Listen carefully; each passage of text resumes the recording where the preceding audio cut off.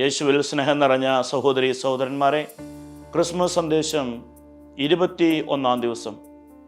ഇന്ന് നമ്മൾ ധ്യാനിക്കുന്ന വിഷയം, ദൈവം നമ്മുടെ ജീവിതത്തിൽ നമ്മുടെ ആലോചനകൾക്ക് അതീതമായ രീതിയിൽ പ്രവർത്തിക്കുന്നു. നമ്മൾ വിചാരിക്കാത്ത രീതിയിൽ കർത്താവ് നമ്മുടെ ജീവിതത്തിൽ ഇടപെടുന്നു. ചിലപ്പോഴൊക്കെ അടയാളങ്ങളിലൂടെ, ചിലപ്പോഴൊക്കെ പ്രതീകങ്ങളിലൂടെ കർത്താവ് നമ്മുടെ ജീവിതത്തിൽ ഇടപെടും. ഈ ഒരു കാര്യം ക്രിസ്മസിനോടനുബന്ധിച്ച വിശുദ്ധ ഗ്രന്ഥ പഠനങ്ങളിൽ നിന്ന് നമുക്ക് മനസ്സിലാക്കാൻ സാധിക്കും.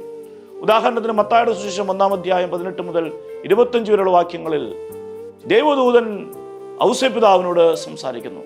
ലൂക്കായുടെ സുവിശേഷം 1 അധ്യായം 26 മുതൽ 38 വരെയുള്ള വചനങ്ങളിൽ ദൈവദൂതൻ പരിശുദ്ധ അമ്മയോട് സംസാരിക്കുന്നു.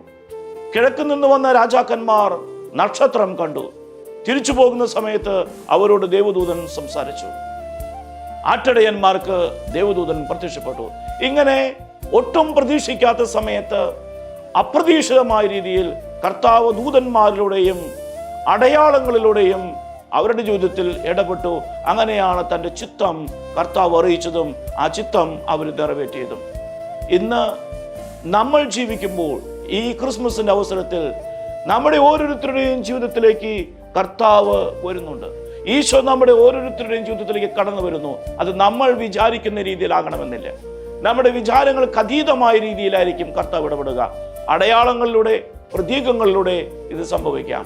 അപ്പോൾ നമ്മൾ ഈ അടയാളങ്ങളും പ്രതീകങ്ങളും മനസ്സിലാക്കണം. അതിനുവേണ്ടി നിരന്തരം കാതോർത്തിരിക്കണം. കണ്ണു തുറന്ന് പ്രതീക്ഷയോടെ നമ്മൾ കാത്തിരിക്കണം. രണ്ടാമതായിട്ട് ആ അടയാളങ്ങളെയും പ്രതീകങ്ങളെയും നമ്മൾ സ്വീകരിച്ച് നമ്മുടെ ജീവിതത്തിൽ പാലിക്കണം. അങ്ങനെ വരുമ്പോൾ കർത്താവിൻ്റെ ഇടപെടൽ നമ്മുടെ ഓരോരുത്തരുടെയും ജീവിതത്തിൽ വ്യക്തമായി തെളിഞ്ഞുകൊണ്ടേയിരിക്കും. ഈ ഒരു കൃപയ്ക്ക് വേണ്ടി നമുക്ക് പ്രാർത്ഥിക്കാം.